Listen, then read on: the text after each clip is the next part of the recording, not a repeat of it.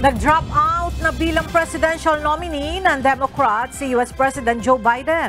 Sa opisyal na pahayag na inilabas ni Joe Biden kagabi, nagdesisyon ito na huwag nang ituloy ang kanyang kandidatura sa darating na US presidential elections at nagpasya na tutukan na lamang ang natitira niyang termino sa pagka-presidente.